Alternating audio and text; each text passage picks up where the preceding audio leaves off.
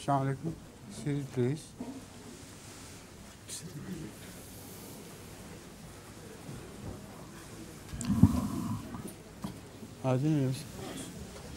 Like, have you done all the preliminaries? Please start. Faith, please. Assalamu alaikum, Huzur. Huzur, we have about 135 guests, and so far we have about 20 questions. MashaAllah. The first question is from Mr. Edward Ngulu. He's from Uganda. Yes. His question is, he says, I am a Christian. I have lived together with Muslims in Uganda since I was very young. Sadly, believers of most faiths, including Christianity and Islam, have been identified with wars and conflict. What advice can you offer people of all faiths? Personally, I think that no religion can be identified with wars and bloodshed. It's always the political powers which exploits religions and cause bloodshed and atrocity upon others. So it's always done in a very clever disguise by the politician. If politician did not interfere, there would not be any religious war at all. That is my first answer. And the second one is that sometimes some religious bigots or zealots are known to have caused disruption of all sorts, but they do not belong to the original true religion at all. Because at the sources, none of other religions preach violence against humankind. So these two answers perhaps will suffice, will cover the entire area. The only advice is return to your origin, return to your sources of religion, and then you'll find nothing but peace there. Please. This question is from Miss Teddy Ngur. She's also from Uganda. Her question is that some Christian churches have started ordaining women into priesthood. Pardon? Some Christian churches have started ordaining women into priesthood. What role do Muslim women have in leadership in Islam? You see, Islamic leadership is in agreement with all the previous religious leaderships. There is no difference whatsoever. When you count the prophets according to the Old Testament and New Testament, the real prophets who were sent to people by God, they were all male prophets. But women can serve their part, of course, and in preaching to others, in doing good things, in calling towards Allah's path, that's a different story. But as a prophet, a person bears such burden on his shoulders that according to the realities of life, not on sentimental basis, but according to the realities of life, it is not possible for women to discharge that burden throughout, because they go into pregnancy, they have menses, etc., whatever it is. They are unfortunately unable to deliver the goods altogether from Allah all the time. So that is why there is reason behind it. In every religion you will find the same thing. This question is from Mr. Giles Andrews. He's a solicitor from Surrey. Please. Mr. Andrews' question is, how can we deepen the close relationships, humanity and divinity in us all? Humanity and divinity? In us all. They can't be separated. The question should be, how can they be separated? Because they are one and the same thing. Within you, if you are divine in your attitude, then this is humanity as well. If you are human, truly human, then you have to be divine, because God takes best care of His own human servants. In that sense, they can't be separated, they have to live together. Humanity and divinity. This question is from Mr. Leo Murray from Wandsworth. Yes, please.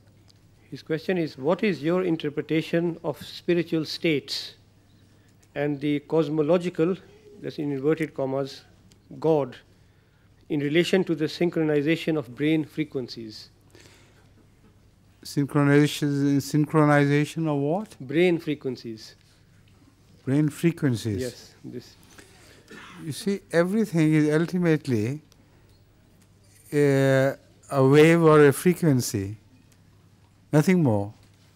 There is no matter which cannot be described in terms of these frequencies and spiritual terms. Because matter, when it is broken up, it turns into waves and energy. And energy is just a form of existence which cannot be touched, cannot be defined even by the best scholars. They have tried to give definition of energy, but ultimately they know this is an area where they must fail. Because what is energy after all? According to religious concepts, energy is the will of God. And it emanates from the will of God, which is emanated in frequencies and wavelengths and creates all the difference in the world. So, although it's a rather complicated answer, but the question was complicated, so the answer had to be complicated. I tried to make it as simple as possible. If I understood you right, then all energies have a form of radiation and frequencies. They create the variation in existence despite the fact that they emanate from one God. Mr. Keith Bowman from London. Yes, please. What do you see as the future for the religions of the world, especially Islam? I think the religions of the world will ultimately dominate the entire world. Although they appear to dominate today, but what dominates in the name of religion is not religion at all. There are two different things. People who style themselves religious have gone so far away from their original sources that their religion can be described as something of their own ego and no more. So, although this state dominates the whole world, and there is no exception between Islam and Christianity and Judaism and whatever else you call it, but when I say religion will ultimately dominate, I mean that the design of God is to at least once establish the superiority of divinity upon the earth. That can happen after many trials and tribulations, after many sufferings, maybe after many holocausts. But it will happen only when man is ultimately completely disappointed with himself. And when he is so disappointed that he knows that all his wisdom, so-called wisdom and cleverness, has not been of any avail to him and to the world peace, that will be the time when he'll be thinking of returning back to God. And that, I believe, will happen. That shall happen, inshallah. This question is from Mr. Bakri Fatmir. He is originally from Kosovo. He lives in Luton. What do you think about the crisis in Kosovo, and what is the position? You see, it is a very difficult question, but I have always tried to answer it in a manner that could satisfy the Western mind particularly, because they are being misled by their own propaganda in so many ways. personally, I believe there are two objects or objectives of the Kosovo crisis, which are being followed by Clinton or the Western powers altogether.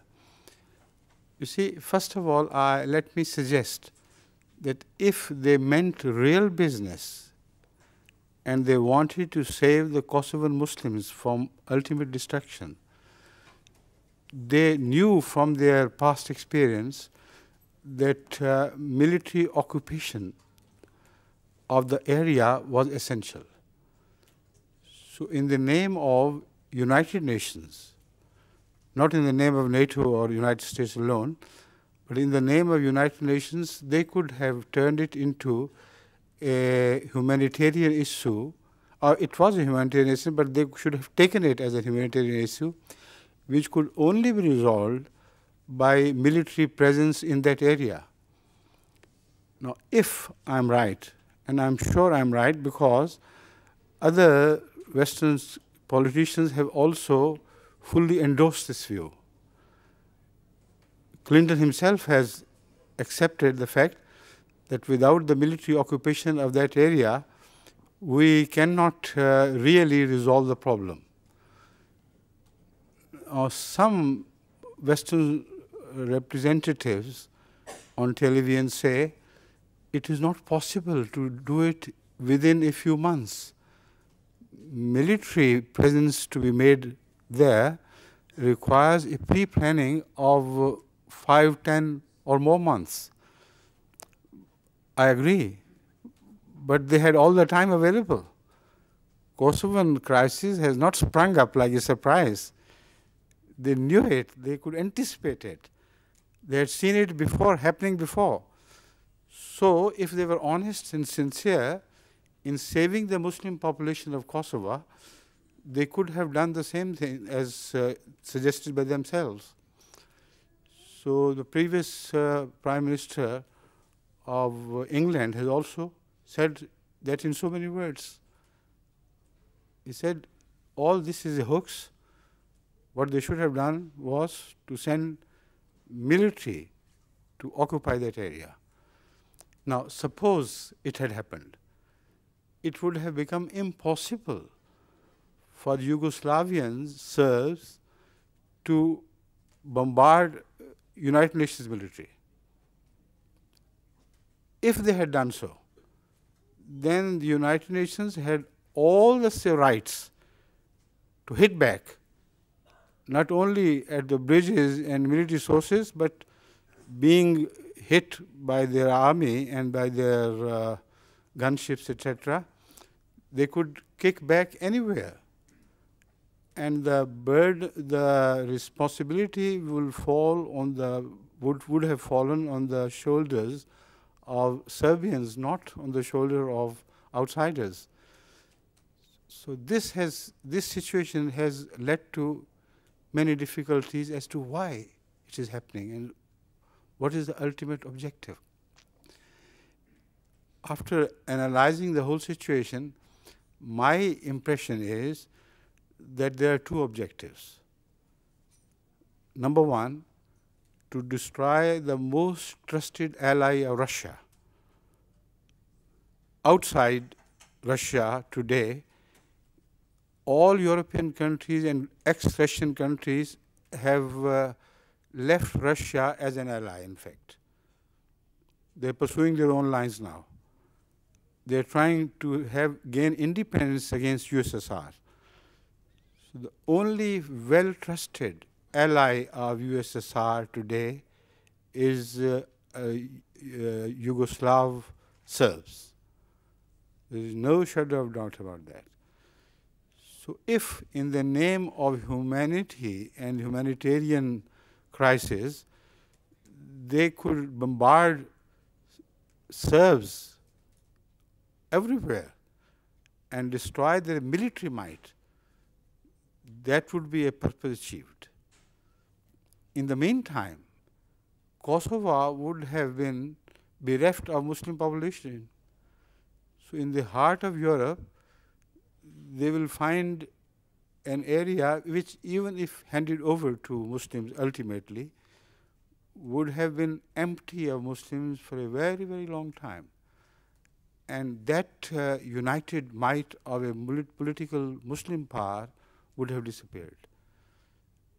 And because of their previous experiences and their fears of a Muslim strong presence in Europe, which are promoted mostly by the acts of Muslim terrorists, etc., they could be declared justified in so much. So this strategy, as you find today, is serving both these purposes.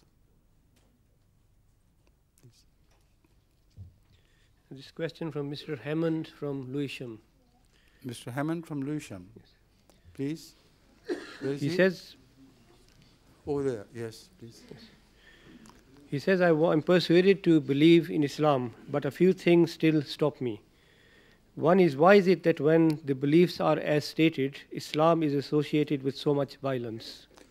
I think I have already answered this question, because violence is not the central theme of any religion in the world. But when religion go berserk and they leave their original sources, then the people who are left to guard the name of that religion guard it only for their own personal sake and to serve their ego no more. And that ego can be served by violence and this and that. What they call domination of a religion is in fact political domination of a people, no more. While domination in religious terms should be explained only domination of godly things. So these two things are quite at war with each other. Political domination of a people in the name of religion and domination of godly character cannot go together hand in hand. So I advise you to consider your opinion about Islam or about Christianity or about any other religion in the light of what I have said. Thank you. He's got another question in the same lines. Yes, please. Yes. But how can it be acceptable that mortal man can take the position of God and claim to be fighting to defend truth on God's behalf? It's not possible. It's stupid. Huh? Yes. This question from Ms. Sumaya Pilichoska from Camden. Yes, please. Yes. She's an artist. Her question is, please, can you tell us what is the position of Islam on the use of cannabis? Use of cannabis? Cannabis for medicinal use.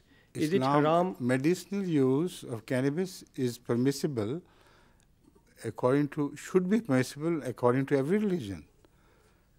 Because medicinal use of anything which has been created by God is useful for the mankind, and it cannot be considered to be illegal in any sense.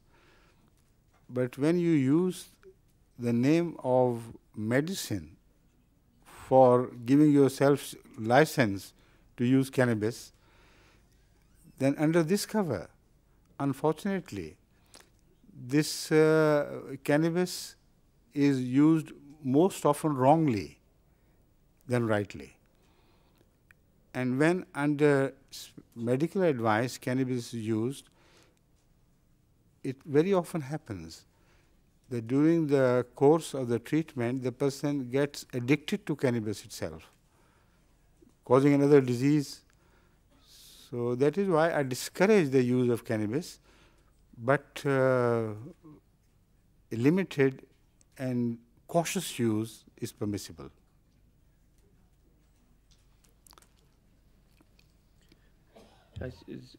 Ms. Pilichoska has another question. What do you say to those who give money on the lottery with the excuse that it pays for charities? Isn't it gambling? I think it's gambling, and Islam does not accept in principle anything which is based on the idea of gambling. or which is based on the principle of gambling. So lottery also causes a huge waste of public money and also greed for having much more than you can earn. So in fact, it is, in a manner of speaking, it obstructs the economic growth in a sense. Because people, once they get this attitude, once they acquire this attitude of getting quick, easy money, that means that by that much, their efforts will be less directed in the economic use, and in which you can earn money, of course, but with patience. So I think gambling should be condemned in all its forms. And whenever you call it in the name of charity, now tell me, what will reward the people expect from God who do charity, who do gambling not for the sake of charity, for the sake of helping people, but do it for the sake of earning quick money?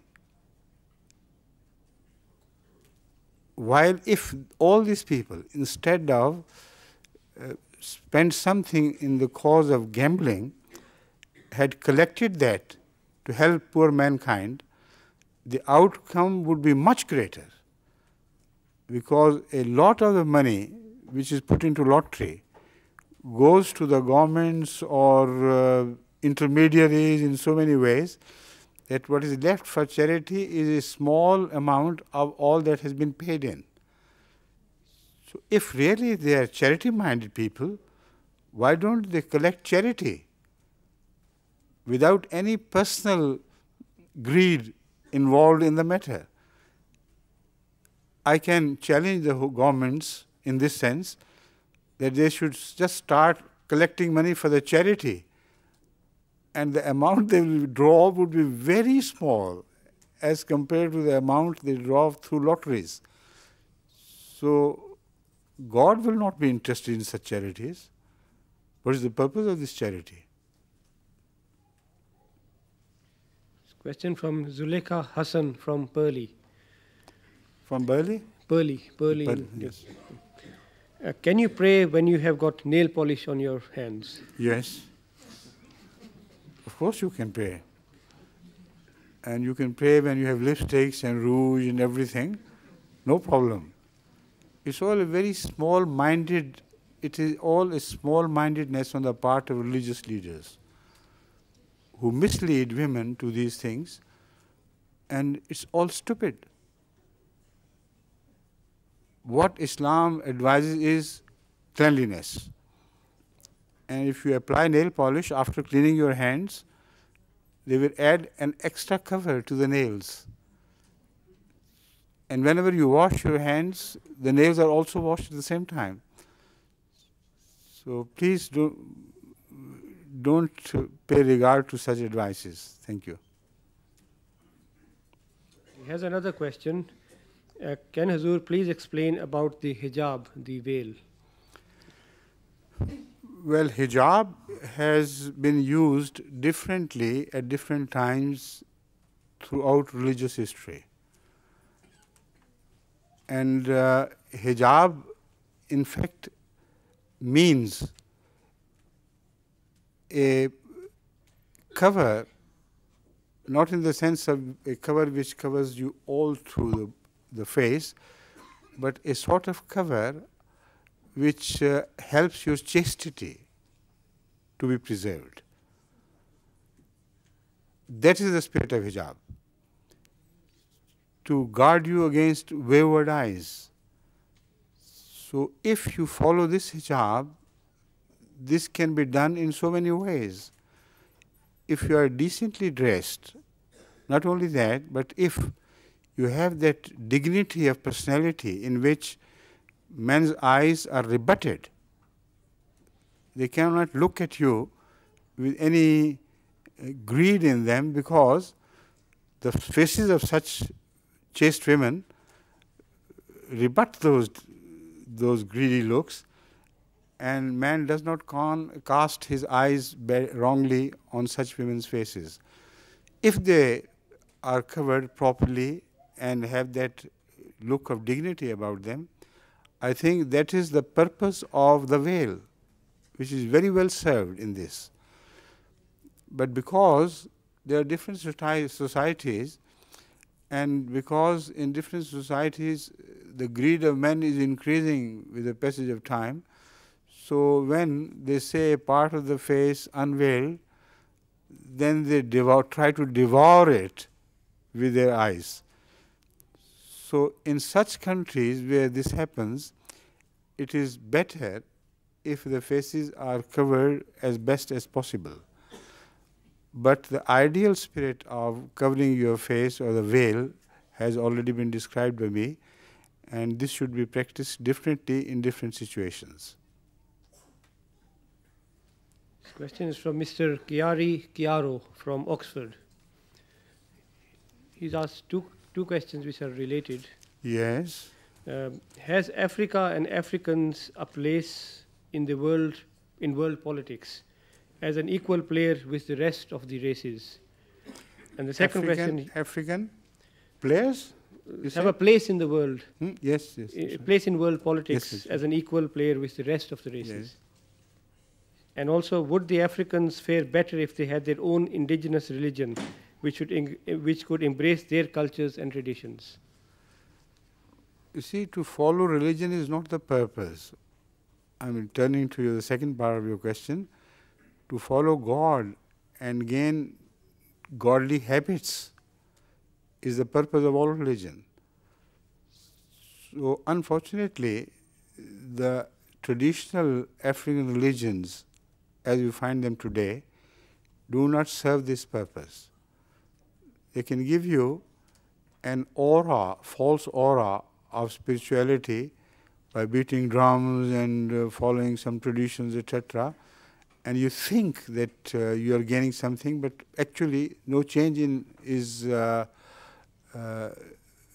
noticed by the rest of the world among such religious people.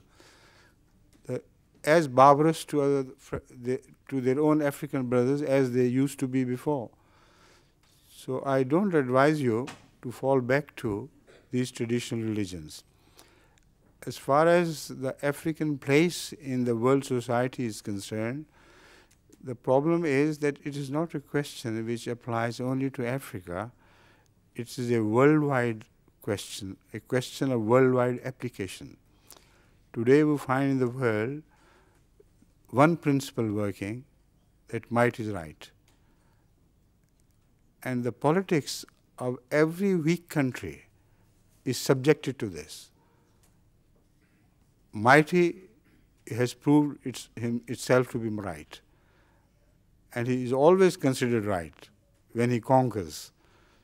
So unless there is a change brought about in the attitude of the mighty people, despite possessing might, if they can at the same time be humane in their attitudes, then a big change can be brought about.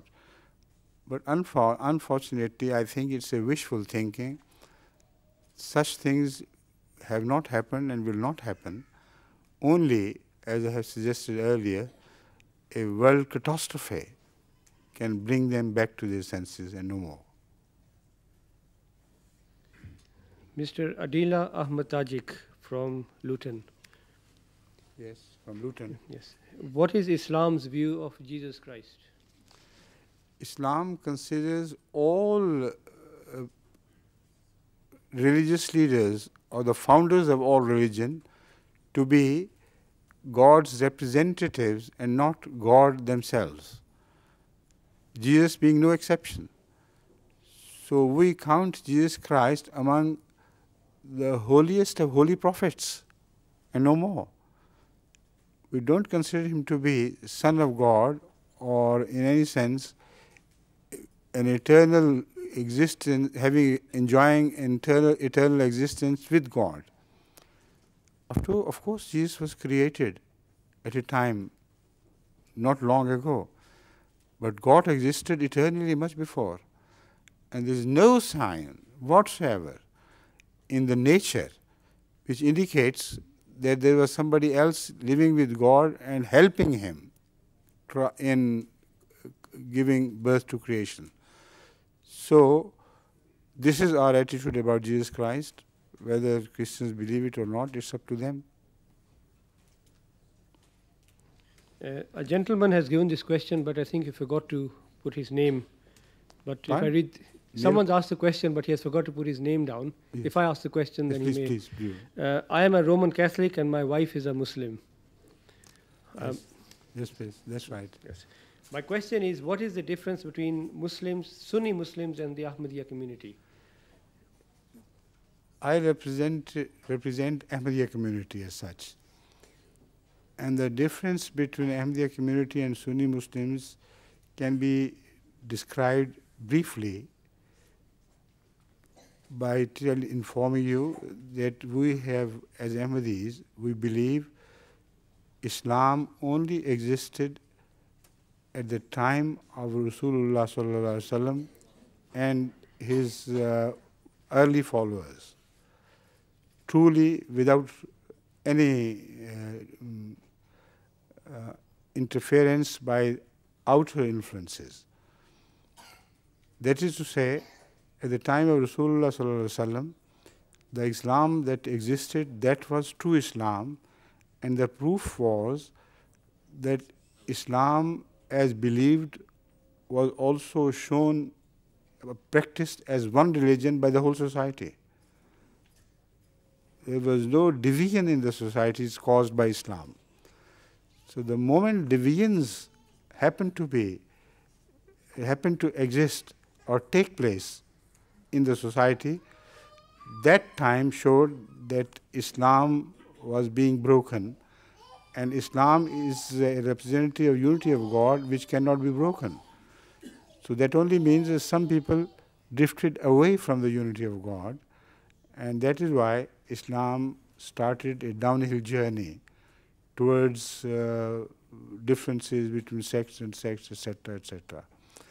So what we believe, Ahmadis, is that if we do believe in Hazrat Muhammad Rasulullah sallallahu alaihi wasallam and Islam as represented by him, we must show that unity of ideology and unity of practice, regardless of which color we belong to, which nation we belong to. And I believe, and I can prove it to you, that Ahmadiyyat has proved itself to be right in this regard. Because we have gained Ahmadi Muslims from all over the world. And none of them differs with each other in their views, in their thoughts, in their practices of Islam. They're exactly the same. So if such unity can be forged in 160 countries of the world, what better proof can you require for the honesty of Ahmadiyya purpose? This you will find lacking in other Muslim sects, etc., unfortunately. He also has another question that could you please point out which verse in the Quran refers to another prophet after Prophet Muhammad sallallahu alaihi wasallam? The Holy Quran refers to this issue in so many ways. Number one, the Holy Quran tells us that God took a covenant from all his prophets that when another prophet follows, they would fully support him if he does not disagree with the principles of the preceding prophet. Now this covenant was also taken by from Hazrat Muhammad Rasulullah sallallahu alaihi wasallam. And the Holy Quran says it in so many words. We took this covenant of prophets from all prophets, and we take this from you, O Prophet of Allah Muhammad Rasulullah. So that shows that there was still a prophet to come, or this covenant should not have been taken at all. And the essential qualifications of that prophet should have been the same as I mentioned before, that if a prophet after you comes who supports the principles enunciated by you and the teachings which have been founded by you, then that prophet should not be rejected. In fact, you should advise your people to support such a prophet. So that is the prime verse, in my view, which supports the Ahmadiyya interpretation of Khatam al-Nabiyyin. Secondly, there is a verse in Surah An-Nisa which says, وَمَنْ يُطِعِ اللَّهَ وَالرَّسُولَ فَأُولَٰئِكَ مَعَ الَّذِينَ أَنْعَمَ اللَّهُ عَلَيْهِم مِّنَ النَّبِيِّينَ وَالصِّدِّيقِينَ وَالشُّهَدَاءِ وَالصَّالِحِينَ وَحَسُنَ أُولَٰئِكَ رَفِيقًا. That if after this Prophet, Muhammad Rasulullah Sallam, if anyone follows Allah and this Prophet, Muhammad Rasulullah, these would be the people, and they would be alone the people who would be recipients of awards from Allah. And what are those awards? They are described as minan nabiyina. Such people would be from among the prophets, was siddiqina, and belong to the second order after prophethood, which is called siddiqiyat, the real truthfulness, perfect truthfulness. And then shuhada, martyrs in the name of Allah. And then as-salihin, ordinary people who are righteous in their deeds. These are the 4 awards, spiritual awards, which had been granted to the man prior to Muhammad Rasulullah Sallam. And they are again shown in this verse to be given to all the true followers of Hazrat Muhammad Rasulullah Sallallahu Alaihi Wasallam. So to cut the long story short, I can offer so many other references as well, but I think these two should be found sufficient for the time being. Miss Fola Adedeji. Yes, please. Why is religious music not encouraged in Islam? Religious music can mislead people because music is something which has its own effect on people, and if you are lost to the effect of music, there is very little room left for the remembrance of Allah. So religious music is just a guise, just an excuse, no more. That is why in the beginning of all religions, music was not employed. In none of the religions. When the religions began to drift away from the original pristine sources, then gradually to attract people, they started these devices as music. What would bring people back to religion, they think, was the influence of music. But it could only bring them back to music, not to God. And this is my experience. These music lovers do not change in their style of life under the influence of that music. I can quote the example of some qawwals who are who have gained world fame in reciting religious songs in a manner that it influences the listeners very profoundly. And after this, when they return back to their normal life, they are as far away from religion themselves as they were prior to giving this performance. So one should be meaningful.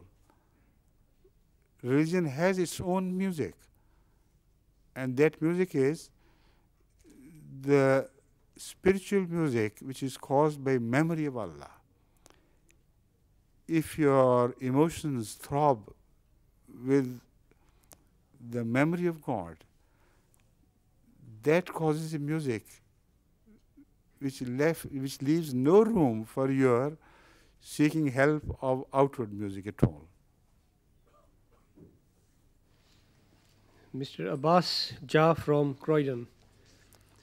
He says, I have traveled between different countries within a period of a short time. Yes. Now I am very much confused about my future. What can I do now to release myself out of this stress? This question is asked in generalities, while if you want a personal advice, you should seek interview or write to me in detail. What have you been looking for during your travels to different countries of the world, and why are you disappointed by finding not the object of your travel? Why not discovering the object of your travel? So if I know the whole case as such, only then I can be in a position to advise you, not otherwise. Mr. Giorgio D'Souza, who's from Italy. He's an insurance clerk. You must go to Mecca once in a lifetime, but they will not let you go. What do you do then? Nothing. If any insurance company can help us, I would welcome that. You see, to desire to go to Mecca based on Allah's words mentioned in the Holy Quran is a religious desire which is fully appreciated by Allah. But at the same time, Allah has mentioned it in the Holy Quran that if you do not find the passage clear, then you cannot force your entry. Then keep away from it. And we are following that advice. For all Ahmadis who face this problem of not being given permission to visit Mecca during Hajj days, if they follow this advice, because of the Quranic advice that you should not force your passage, then wherever they are, their Hajj is virtually accepted by Allah as having been performed. This is our belief. Thank you. There's also another question from Mr. D'Souza. What is the relationship between Jesus Christ and Mirza Ghulam Ahmad? Mirza Ghulam Ahmad claims to be a spiritual representative of Jesus Christ, following the same attitude in life, which debunked force and coercion in the name of religion. That is the spirit of Christianity. That should be the spirit of Christianity, which was taught by Jesus, which was not practiced by the earlier Jewish prophets, unfortunately. If you are coerced, if you are beaten in the name of God, try to show patience. And if you are stuck on one cheek, offer the other one as well. In this way of your sacrifice, you can win more hearts than with the help of sword. This exactly is happening to Ahmadiyyat under Mirza Ghulam Ahmad of Qadian, and so we believe that he was true in his claim that he is a spiritual true spiritual representative of Jesus Christ. Thank you. Zakia Abu Bakr, who is a student at Y College. What is the difference between a Messiah and a prophet? Already I have described it. Prophets are so many, but each all of those prophets were not called messiahs because of this difference which I have been pointing out. A Messiah teaches a supreme sacrifice in the name of religion, while other prophets were given permission by Allah to defend themselves with sword if a sword was raised against them. So Messiahhood lies in this central attitude of supreme sacrifice, while if you raise sword against sword, it is permissible, but abstain from doing it. This is Messiahhood. which differentiates it from prophethoods otherwise. A question from Mr. Mumtaz Khan from London Park Hotel. Hotel? I think that's where he works. You are working there? No, he is living here. Residing temporarily? Yeah, temporarily. He is from Pakistan. That's what I mean. He's Yes. temporarily residing in some hotel here. Yeah, he doesn't know A English. visitor from Pakistan, huh? And he doesn't know English? Yes. No. So how can he understand me if he doesn't understand English? Because this is an English-speaking meeting. Such guests should have been invited who knew English and who could phrase their questions in English language and understand my answer in English. So unfortunately, you have troubled him unnecessarily. Only now the gentleman who has brought him with him, he is responsible for translating all my answers into Urdu and make him understand. Thank you. I think there are about 4 questions left. Yes? Yes. This question is from Mr. Chiaro, who asked Mr. some Kyari Chiaro? Yes. Yes. He asked please. some questions before. Does the third world have a moral obligation to pay its debt to the Western world? Of course it has. Contracts are contracts, whether right or wrong. When they make a contract with the Western world, whatever the nature of that contract be, if they do it of their volition, then they're bound to follow that contract to practice. I mean, there's no other moral obligation than to fulfill that contract. Thank you. Mr. Isa Wema, he's a lecturer in management and accounting from Peckham. Promised Messiah alayhi salam claimed divine guidance in establishing the Ahmadiyya Jamaat. Yes. Can the same be said about those who founded the other 72 sects in Islam?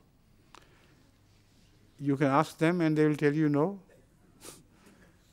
None of those sects were founded by a message, direct message to their leader by Allah. So this thing can be verified from them themselves. Ask anybody except for Shias. They claim that their beginning is authenticated by Allah's word. But that has to be subjected to some scrutiny, of course. As far as all the Sunni sects are concerned, none can claim that Allah or a divine person from Allah who had heard this word from Allah to institute a new organization, Islam, will be found among the Sunni sects. Not one. Question which may be similar from Mr. Hassan Ali from Somalia. I came to know that the Ahmadiyya Jamaat was introduced some 100 years ago. If this is correct, then where was Ahmadiyya 400 years ago? They were 1400 years ago in the form of the Muslims who followed Hazrat Muhammad Rasulullah sallallahu alaihi wasallam. In fact, the word Ahmadiyya was made only to indicate that this sect is called a sect by the rest of the Muslims, but to identify them, the word Ahmadiyya Muslim should be applied to this sect. But Hazrat Masih Maud alayhi, the founder, did not call it a sect. That is one thing which people generally don't understand and don't need to understand. Hazrat Masih Maud alayhi called this Jamaat Ahmadiyya a Jamaat. And Jamaat is not a sect. So he called his followers Ahmadiyya Muslim Jamaat. In that form, Ahmadiyya Muslim Jamaat existed 1400 years ago as the followers, true followers of Hazrat Muhammad Mustafa sallallahu alaihi wasallam. And that had been predicted by the Holy Quran. Because in Surah Jumu'ah it was said, وَآخَرِينَ مِنْهُمْ لَمَّا يَلْحَقُوا بِهِمْ, that the person who will truly represent Muhammad Rasulullah sallallahu alaihi wasallam in the latter days would bridge the gap between the earlier people and the new followers, and they will be made one. So that is why I say, I claim this on the authority of the Quran, not from my own personal self. The Holy Quran has said it in so many words. The true representative of Muhammad Rasulullah sallallahu alaihi wasallam in the latter days would make his followers, let me say, would bring his followers spiritually to meet the followers of Muhammad Rasulullah sallallahu alaihi wasallam, so that they could be described as one people. His followers would be truly the followers of Muhammad Rasulullah sallallahu alaihi wasallam. That is what it means. Thank you. The second last question from Swami Manatawabi. He's from the International School of Humanitarian Thoughts and Practice from Kurukshetra in India. From? Kurukshetra in India. Achha. Please. His question, he says, my question is, what is the feelings of Ahmadiyya movement to movements which are rationalist, skeptic, humanist, secular, atheistic, and movements of other scientific nature who believe in human friendship? Will Ahmadiyya movement join hands with them? See, there should be some common basis of belief and practices to join forces in that particular area. So we cooperate with all human beings who in any way serve the cause of humanity, whatever their beliefs are. So if they are atheists, it doesn't make any difference to us, because as far as the service of mankind is concerned, if they're honest and truthful in their intention to serve the mankind, we can, of course, cooperate with them as best as we possibly can. Thank you. If that was the question, then I have answered. Or was it a different question? My other question is, should I come there? Yes, please.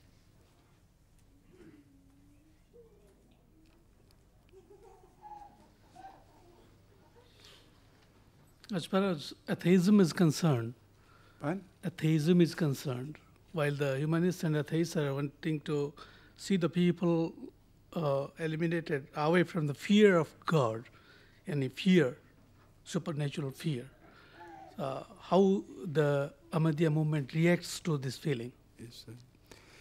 You see, it is all depends upon the interpretation of the word fear. Our interpretation is completely different from normally understood interpretation of the word fear of God. We always interpret it on the basis of other Quranic verses and the basis of the traditions of Rasulullah sallallahu alaihi wasallam as fear to displease God. Now, when you are afraid of displeasing your parents, there is no horror in it, because you are not afraid of them like you are afraid of wolves, for instance, or snakes. You are afraid to lose their love. So that fear is in fact another name for love, no more.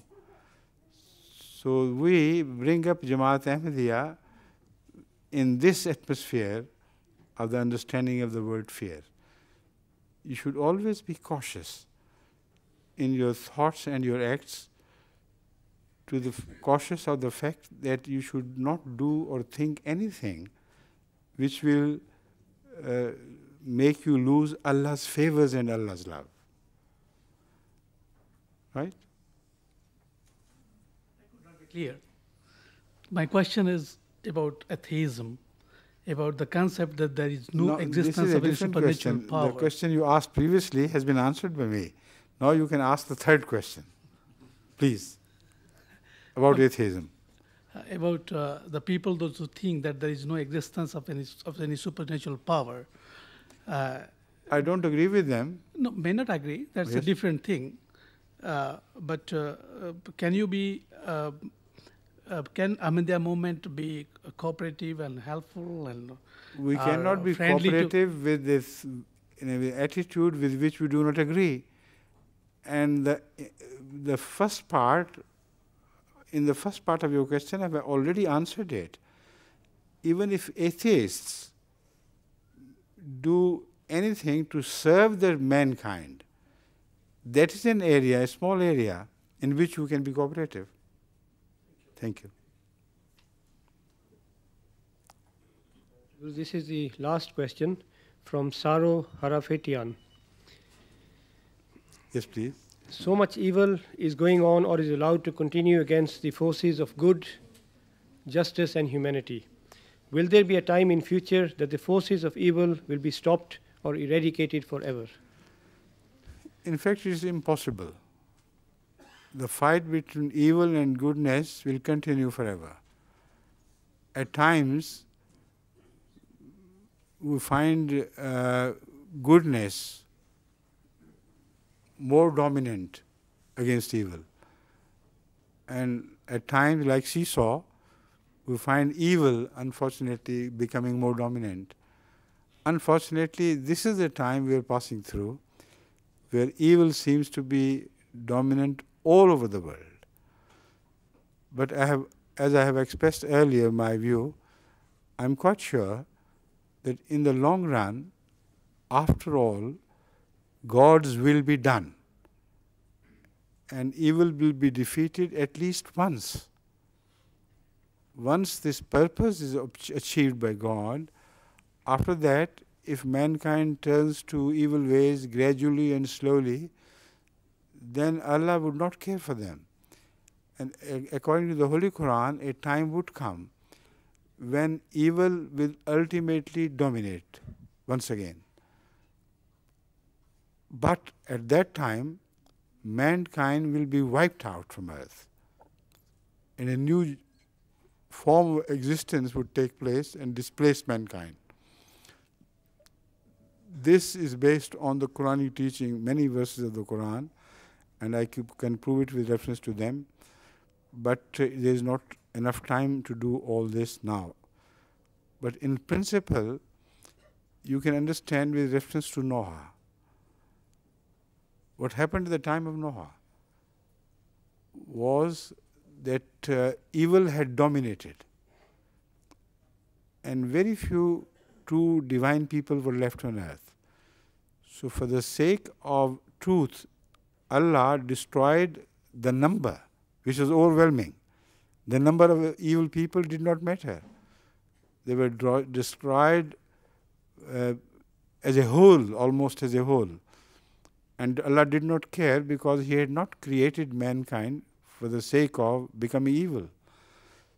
So if God had done it before, so He would do it once again. If mankind as a whole is rejected ultimately and has fallen back to its evil ways, then Allah will wipe mankind out of the face of the earth, and a new creation will be made which will behave better than the previous mankind. Thank you. That's all? Now, your program? There are some people who wish to be initiated on your hand today. If you could permit us. Now, some people have expressed their desire to be initiated at my hand here and now. Yes, sir. And do you know their names? Yes, I believe we have a list of them. How many? We have 10 here. Okay. If you can kindly lead them up to the stage, we'll remove this table and this chair. I'll sit down on earth and have them initiated at my hand now. Thank you.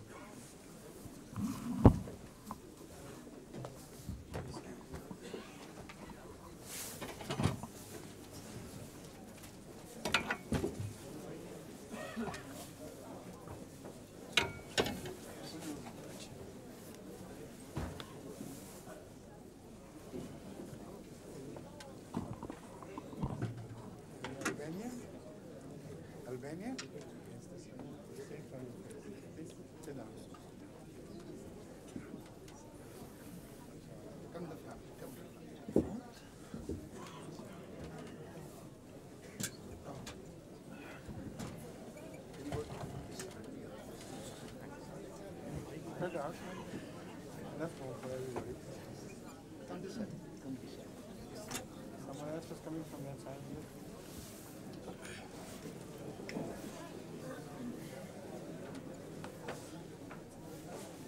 Okay.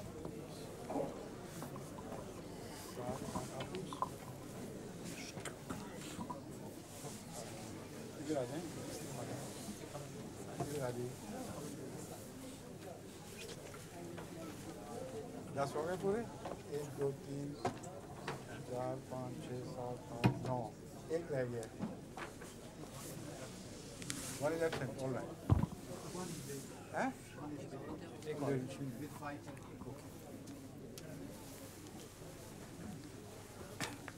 Now I will extend my hand to you and you repeat the words I say after me. And you put your hands, extend them to here, and I'll put my hand over your hands. Come forward, please. No, sit like this. Yes, that's right. All of you. Okay? Now, Laji. Ashhadu Allah ilaha illallahu wahdahu la sharika lahu wa ashhadu anna Muhammadan abduhu wa rasuluh. Ashhadu Allah ilaha illallahu wahdahu la sharika lahu wa ashhadu anna Muhammadan abduhu wa rasuluh. I bear witness that there is none worthy of worship except Allah. He is one and has no partner. And I bear witness that Muhammad is his servant and messenger. I enter this day Ahmadiyya Jamaat in Islam at the hand of Tahir Ahmad. I have firm faith that Hazrat Muhammad Rasulullah, peace and blessings of Allah be upon him, is Khatamun Nabiyyin, the seal of all the prophets. I also believe that Hazrat Mirza Ghulam Ahmad, peace be upon him, is the same Imam Mahdi and promised Messiah, whose advent was prophesied by Hazrat Muhammad Rasulullah, peace and blessings of Allah be upon him. I promise that I will always try my best to abide by the 10 conditions of Bai'at as prescribed by the promised Messiah, peace be upon him. I'll give precedence to my faith over all worldly objects. I will always remain loyal to the institution of Khilafat in Ahmadiyyat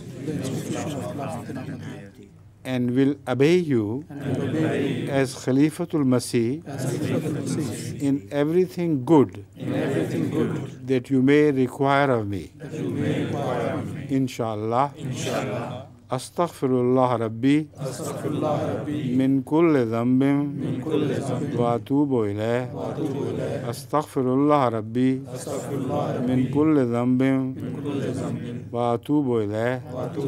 Astaghfirullah Rabbi min kulli dhanbin wa atubu ilayh.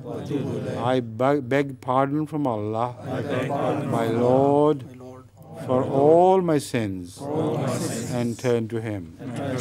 Rabbi inni zalamtu nafsi fa'taraftu bi zambi faghfir li zunubi fa innahu la yaghfiru zunuba illa anta.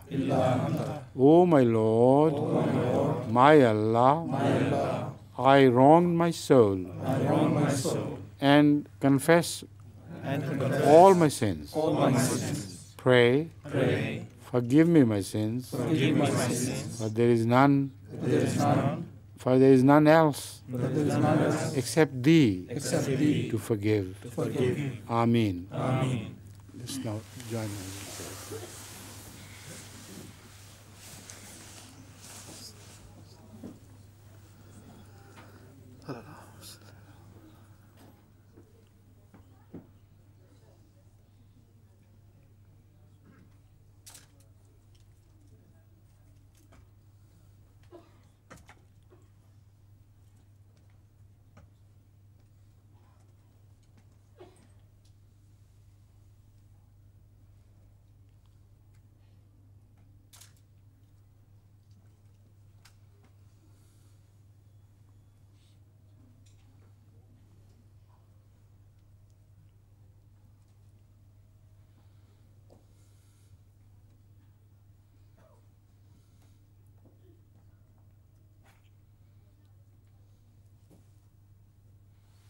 Amen.